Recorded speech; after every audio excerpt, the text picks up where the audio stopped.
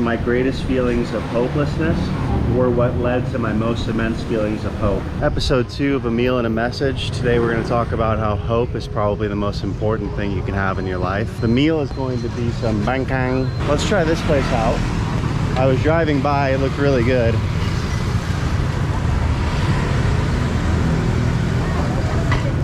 Yeah, Choco. So she had like banh xèo there, and those would be the banh. I don't know if they have a menu or not, but I guess I'll just have to order. Yeah, con gọi ở đâu ở đây? Yeah, okay. Ngồi ở đây nhưng mà gọi ở đâu? Gọi món ở đâu? Well, before we get into the message, we're gonna have to order some food. This is not a food I'm super familiar with, so I don't really know how to order it. Yeah, con chào cô.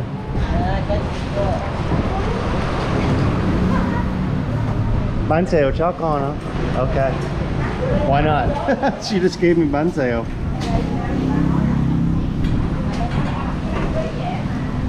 Okay.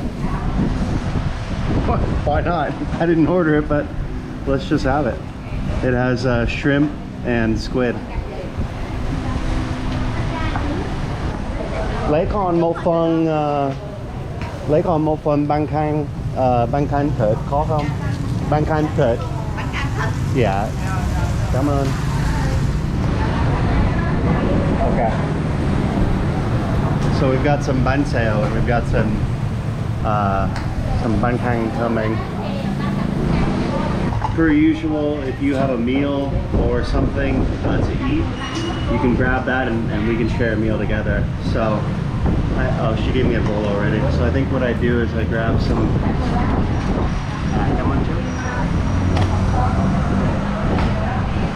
Grab some chopsticks and some sauce. Got the sauces here. Tôi có biết là sốt này là sốt gì? Sốt đậu. Sốt này. Mắm nêm. Sauce. I don't like mắm nêm because it doesn't smell very good. But I will have the peanut sauce.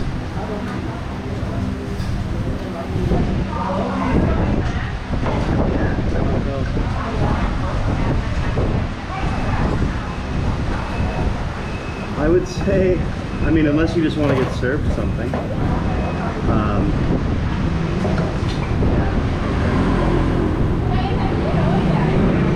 Unless you just want to get served something kind of mysterious, knowing some Vietnamese here would be very helpful. I got a little basket of onions and này là đu đủ đúng không? Xoài. There's mango and onion and cucumber.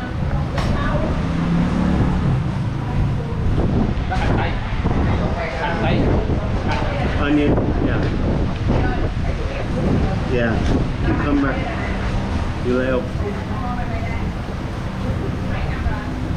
Con phải bỏ ở trong sốt. Okay. So I put these things in the sauce, and maybe like this as well. Or I don't know. Okay, what is it?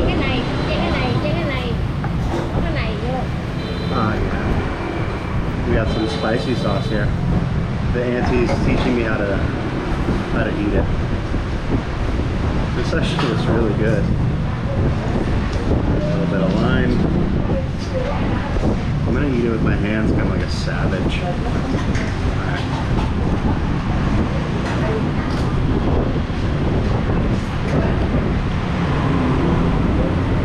Where you live?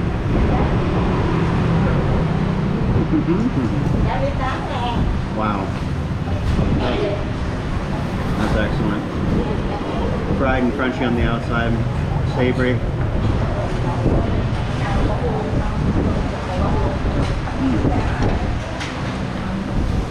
Almost like a little taco. So I hope you have something to eat, or you can eat vicariously through me. But anyway, I want to talk to you about how hope is an important thing. In the movie The Shawshank Redemption, Andy Dufresne's character says something like, hope is a good thing, maybe the best of things, and a good thing never dies, or something along those lines.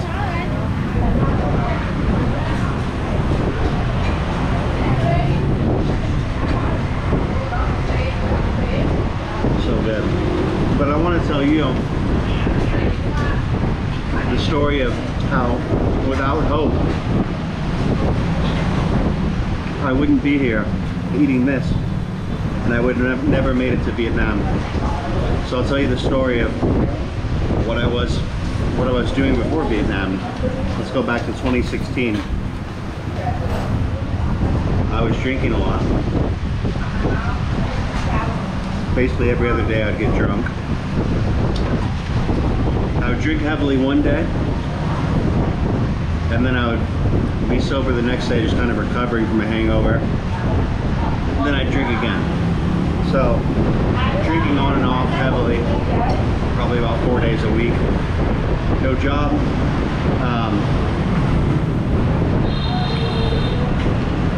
I'd spent time working at a couple of law firms before that, but directly before I came here, no job. Minimal, if any, friends, really, because I didn't have any money to go out and socialize, you know. Come on, go. Got the banh here, and it's kind of the same food, just in a different shape. This one is like more crispy and thin. The banh xeo, more crispy and thin, and the phan rang is kind of like a little flying saucer, or like a half moon of rice flour and cake, I guess, cake. Yeah. Very nice aunt and uncle there. Help me figure out what I'm doing here. So, minimal friends. I didn't really have a lot of money to go out and do stuff. Also, pardon any wind noises. I've got that fan blowing on me, which is what it is. So, let's try the banh rang.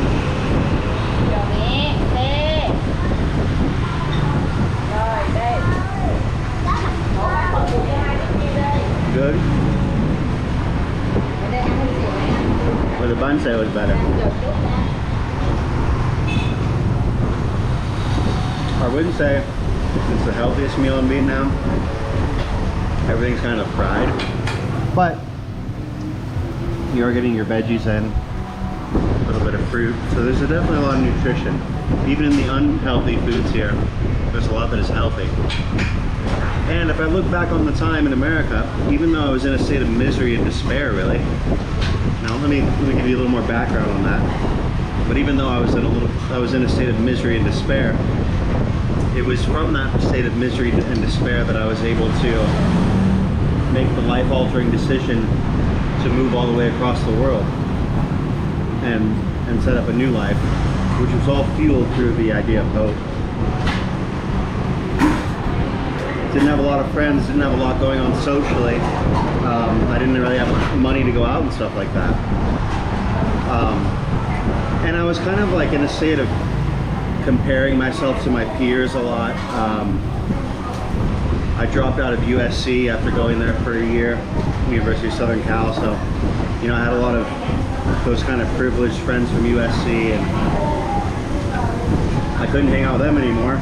You have no money, you can't go to Cabo, you know.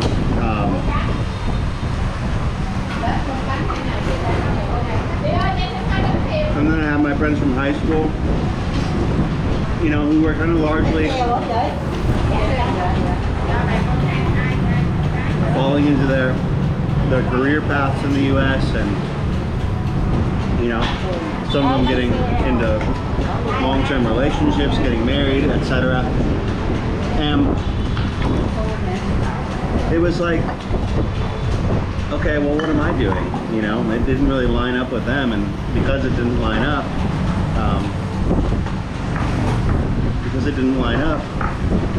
you know, I felt sort of isolated. Felt like I didn't have anybody, didn't have any friends. And that only compounded my sense of hopelessness and my sense of feeling like things weren't okay and feeling like my life was miserable. I would wake up every morning and think to myself, I wish I was still asleep, because my dreams were better than waking up to what my reality was. And look, some of you are going to watch this video and be like, oh, you're a downer, or you have it so good, why are you talking about depressing stuff? Well, because I think these messages are reaching some people that it needs to find. If I heard this message back then, I would have rejoiced in it. So if you think this is a downer type of video, you just click off, watch a different video. It doesn't really matter to me. This is for the people that it needs to reach, and I hope it's reaching you. So if you need to hear this, good. That's who it's for.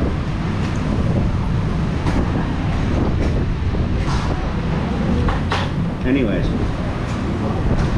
I was there, waking up every day feeling like I didn't want to live my life.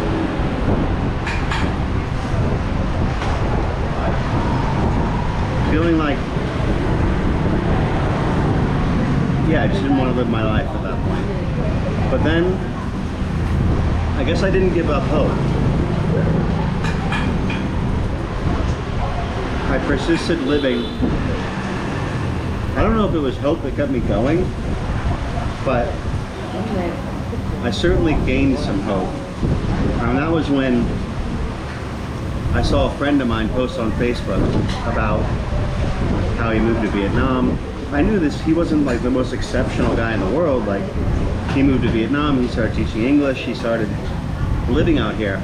Cost of living was good, and his life seemed to dramatically improve. And I had no idea. I had ideas of like, maybe I'll move to Mexico because I speak Spanish pretty well, or maybe I'll move to South America, but I just never knew what I'd do, you know. But then I saw him out here teaching English, and I was like, all right, let me look into that.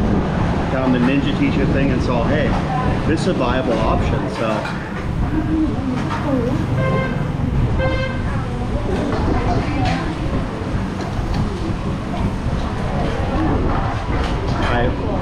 I guess it ignited some hope in me. Pardon me for a second. I need some more salads.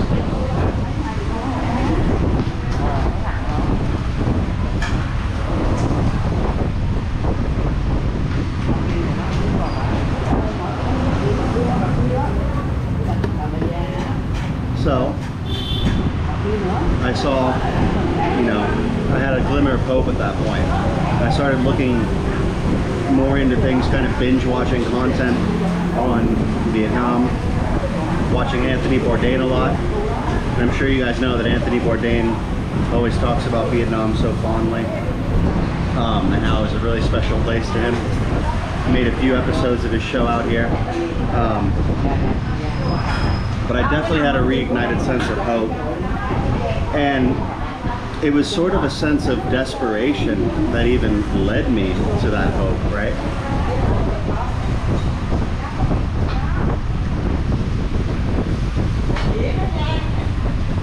Hopelessness and desperation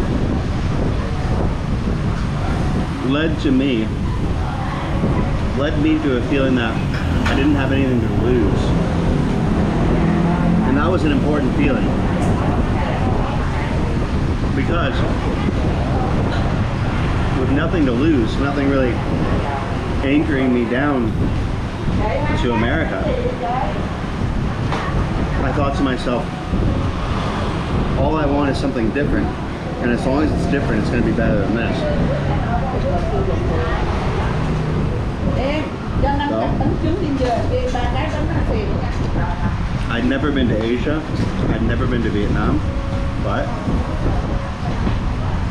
I saw that there was an opportunity,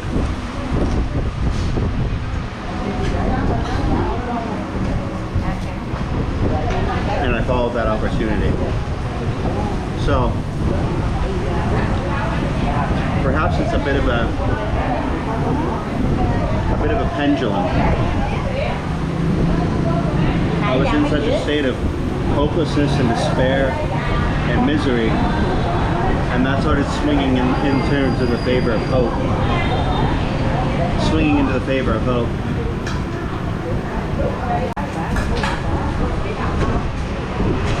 I was very unhappy during that time. I think understandably so. I had nothing positive going on in my life.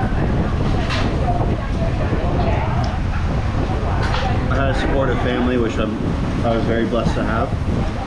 But I didn't love myself, really.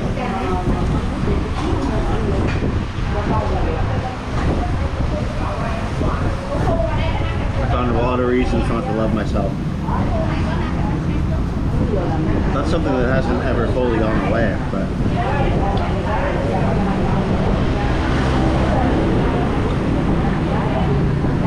hopelessness led to the hope, and it's the hope that brought me here. I just have these like sheets of paper that I'm assuming I use as napkins. 8.2 out of 10, very, very solid. I don't know if these messages or these things I'm saying are more of like manifestos for things that make me feel better. Maybe I start to discover more about myself when I verbalize these things. I think to a certain extent that is the case, but I also know that they're relatable things because we're all human and we share human experience. So my hope was reignited when I found out that Vietnam was a viable option. I applied to Ninja Teacher and they accepted me. And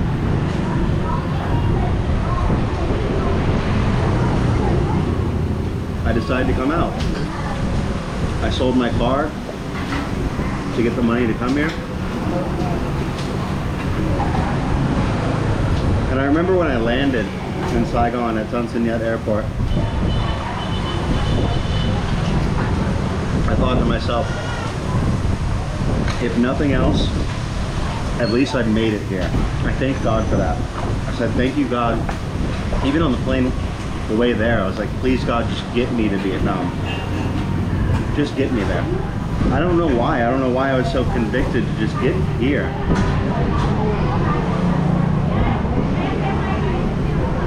In a lot of ways, I still don't know why, but in a lot of ways, I do know why now.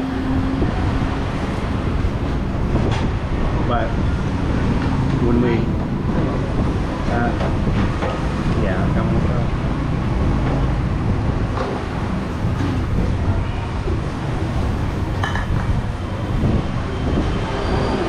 Rồi em chú rồi thôi, chú rồi thôi. Còn sắp nó, rồi sắp nó.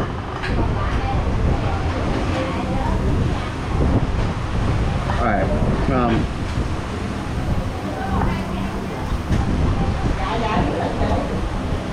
give me more of this.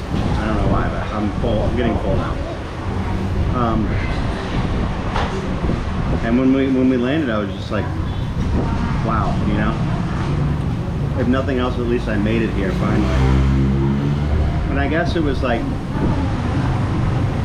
at that point I knew that even if I died at that instant, at least I knew it wasn't in total misery and a sense of giving up and helplessness and hopelessness, but that I had finally done something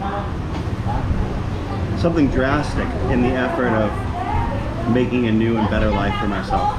I guess what I want to say is that if you're feeling hopeless, or if you're feeling like you're in a state of despair, that those feelings are rough. They're not easy things to deal with, but that it could just be, you know, the darkest part of the night comes right before sunrise, or, you know, basically that things are really dark now, but it doesn't mean that hope isn't around the corner. Be open.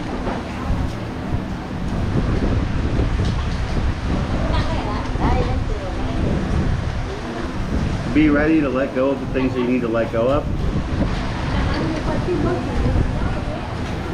in order to have the hope that you need.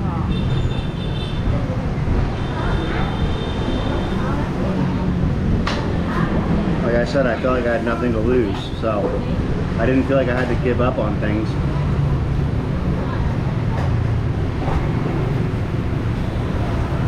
Maybe because I'd already given up on myself so much.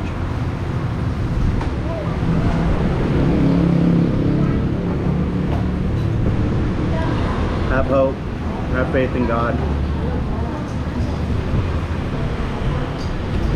I don't know if I really contextualized things as faith in God back then, but it must have been. I didn't get baptized until I was 29, and these things happened when I was 26. Faith wasn't really on my radar, but I think I must have had a guardian angel, and I know I did. God behind my back, pushing me to get through.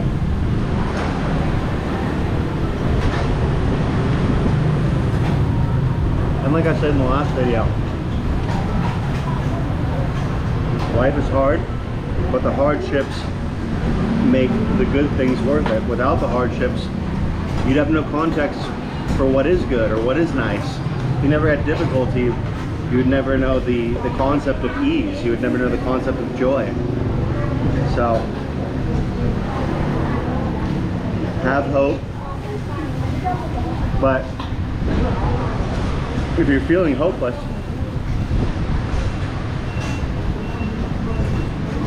know that hope is around the corner.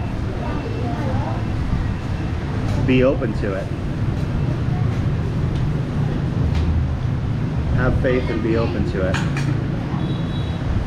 I think my greatest feelings of hopelessness were what led to my most immense feelings of hope, in that sort of pendulum of feelings, that pendulum of emotion.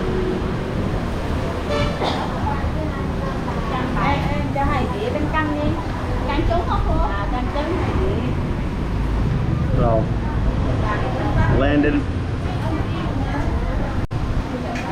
and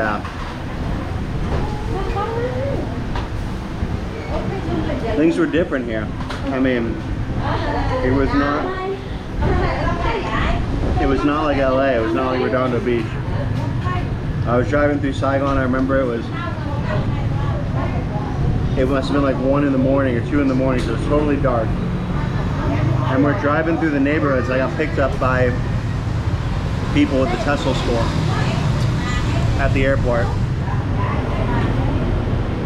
We're driving through the neighborhoods, and I was kind of like, I thought to myself, this doesn't, you know, this looks a little sketchy, but I wasn't scared. You know what I mean? I thought to myself, this doesn't look like Beverly Hills, obviously, but I was open to it.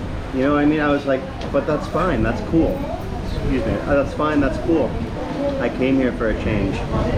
I came here because it wasn't Beverly Hills. I came here because it wasn't all of those friends at USC that made me feel inferior or insufficient for whatever reason, not because of their own doing or because they were malignant or malevolent figures, but because I just felt less than around them.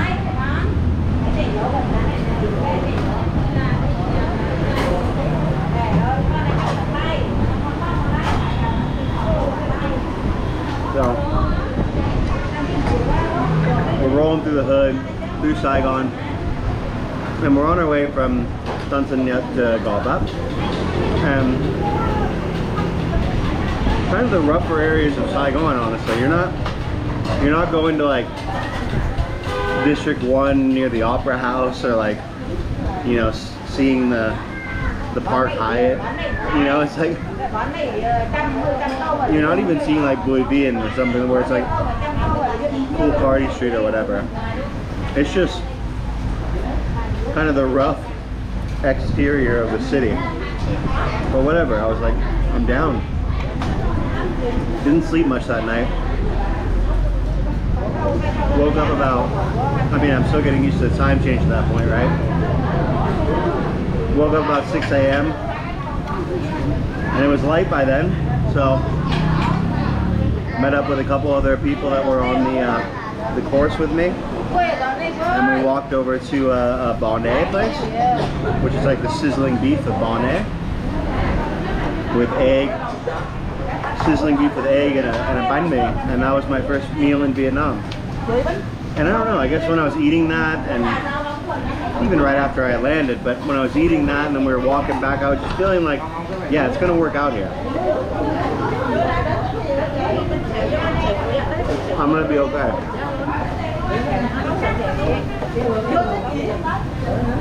In hindsight, I was always gonna be okay.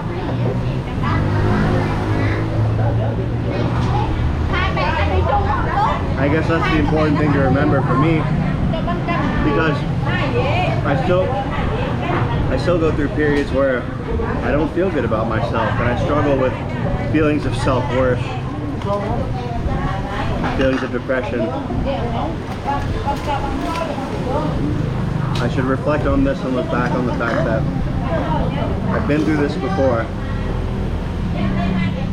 I've been through this valley, I've been down this road, and I know that it doesn't last forever, and that no matter what, I'll be okay. So I hope that message resonates with you, and that you found some value in it.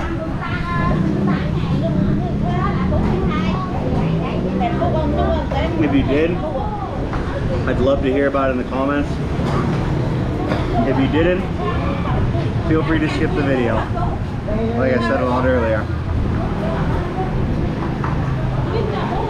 If you still feel compelled to comment things like, oh, you're such a downer, or oh, you need to go do something hard with your life, or oh, you're 36 years old, you should be this, that, or the other.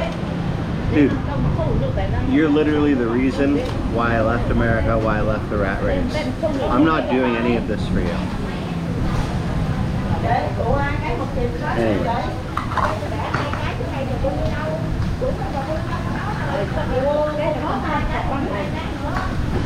I never engage with those comments. And whoever those commenters are, I'm sure you see that. But then sometimes people come to my defense. I do appreciate that.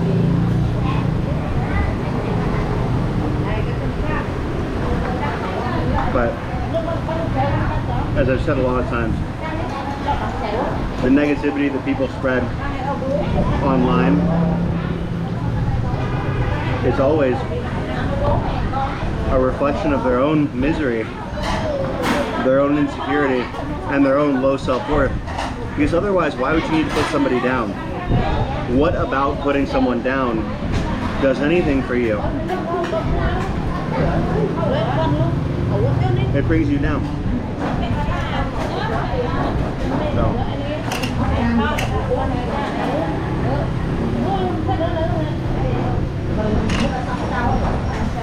All right. Yeah. Okay, we're all finished here. Chị ơi, tính tiền. Ngon. Dạ ngon. Dạ.